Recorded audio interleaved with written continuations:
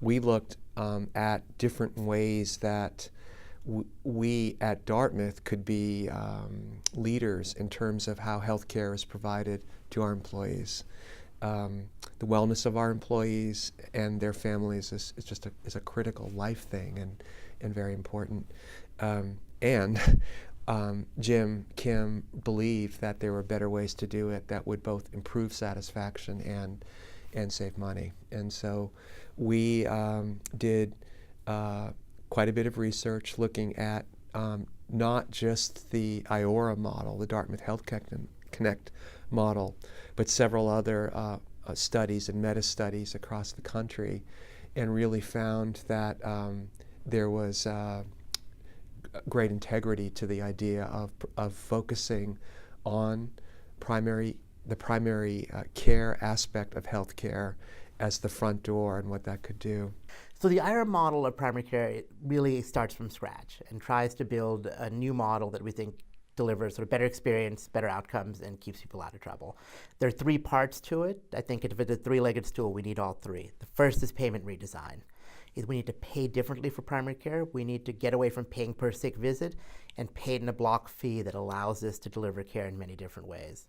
When I think about the employees in particular, one of the things that so often happens for us as participants in the healthcare system is that there are many barriers to actually accessing primary care. Financial costs come into play, not necessarily knowing how to advocate for yourself. And I think what Dartmouth Health Connect does is it really provides avenues for employees to have a care team that's surrounding them. Being a financial person, it makes sense from a cost point of view. We are hoping that it will result in, a lower healthcare cost trend.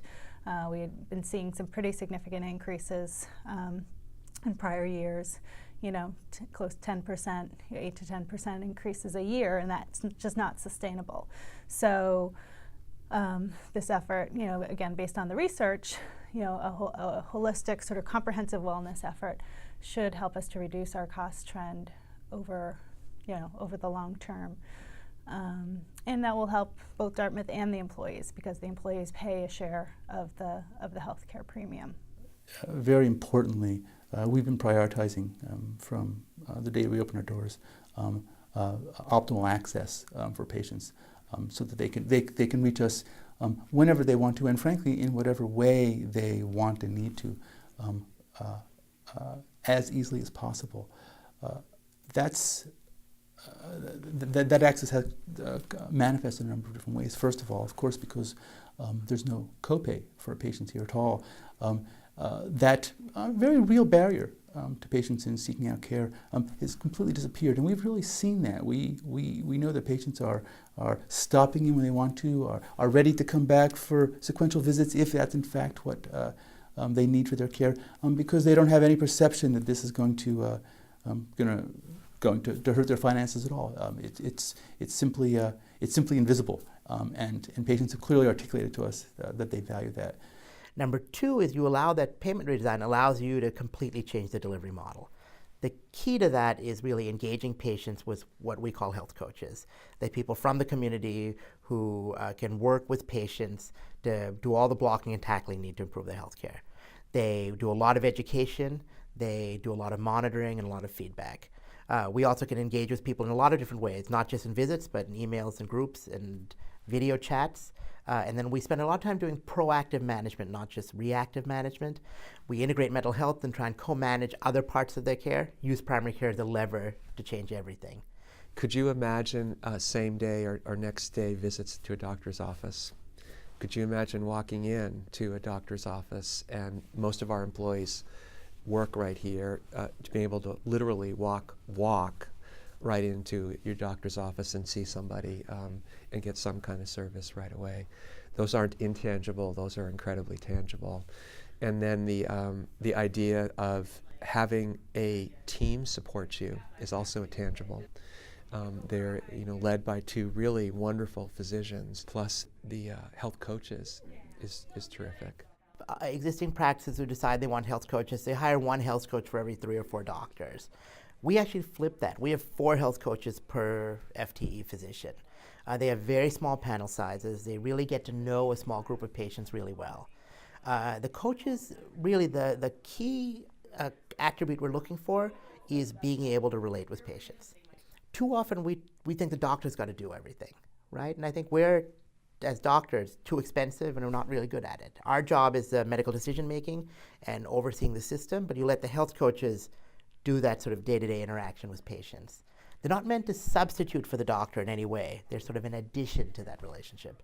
There are other health coaches, of course, in the healthcare field, but a little difference at this particular practice is that we will be with you your entire appointment. We'll actually be the ones that welcome you and greet you and bring you back and kind of start with you and get a little bit of your background, and then one of our physicians or nurse practitioner will join us and either figure out, what your needs are for the appointment and, hopefully take care of all of them, and then have a plan of attack, in a sense, have a plan and decide what we're going to do to help you through that issue or that need.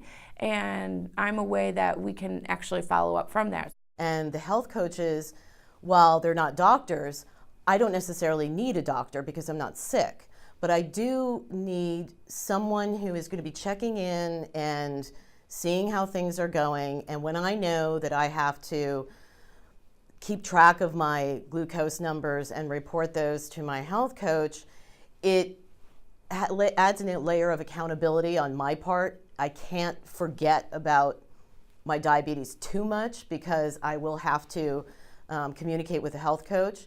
And if I have been, not paying attention and my A1C is running higher than it should, that will be caught earlier than it would be if I'm waiting 3, 4, or 5 months down the road to see a doctor.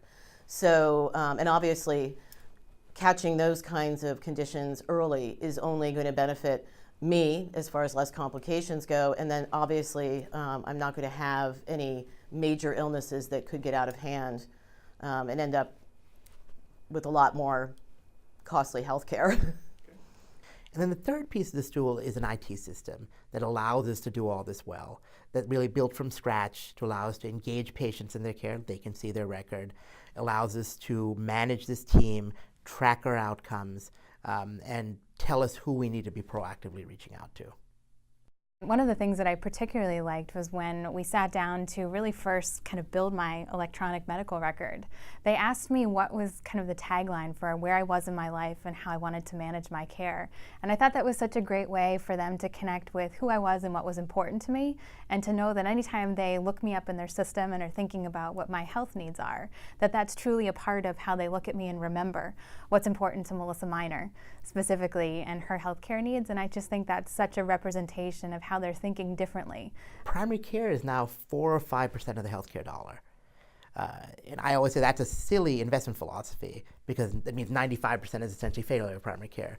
One of the things we argue is we need to increase the investment in primary care and to be able to have these health coaches and have these IT systems and spend more time with people. So we essentially, we now, within what we do, is about double down on it.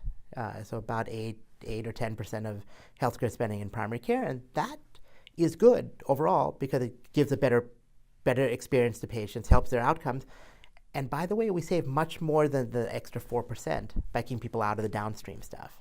So it actually increases value. So I think the extent we can prove that and prove to payers that they need to start paying differently, that's what will help this thing spread. The way we've structured ourselves here, the way we've built support and a robust team together, and have structured the way we proceed in our day, has somehow enabled a greater me to engage in that in a deeper way, and I think hopefully to allow the patient to engage that in a deeper way as well. Look, because we're not billing for our visits, there's nothing that I need to specifically check off on a form or on a computer screen to know that I've successfully accomplished what somebody else tells me I need to accomplish in a visit. In fact, what we accomplish is what the patient's really wanting to accomplish that day. And we can take the time in our visits to really flesh that out, to really get a sense for what we want to accomplish as a partnership, the patient, myself, our health coach. And I'm going to get goosebumpy about it. I can't tell you how gratifying it is as a primary care clinician to really feel that we can place our energy there, rather than place our energy in other kinds of activities, which at the end of the day are really both distractions and barriers to care. So that relationship building, or the means to build relationship in a different way in this practice, has been very, very rewarding for me. I look forward to that every day when I come here.